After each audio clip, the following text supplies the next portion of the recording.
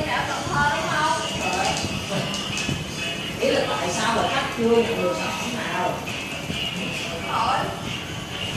Cái gì đó phải hỏi nó nhỏ này hiểu không? Đó, Hai cái sản phẩm này là một đó.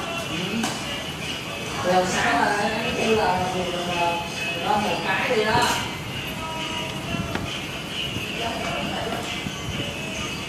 Ý là kêu là nói cái nào.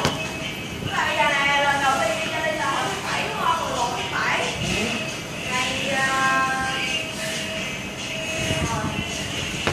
ngày 11 tháng 8 nó về là ngày rõ mặt sau. Chứ không phải là ngày đi bộ hành. Thế thì em hiểu rồi. Không nghĩ nói như sao á, ý em nói là sao? Tức là cái hàng đó là hàng đó là xong thằng mới giờ thì nó tự lập nó gửi về chứ không cần học chịu bích tức. Hiểu không? Do con hồi trước con kia nó làm, con như vậy nó làm sai quá cái thì nó không chịu bích tức. Nó bắt bây giờ phải tự gửi Việt Nam về, nó món về. Giờ bây giờ nó có gửi về nó test thử cái gì mà hàng đó là không. Nếu mà lỗi đi lại quá trình, mà này em test thử gì mà hàng nó khói lỗi của hành nó mới thêm một cái bị trùng.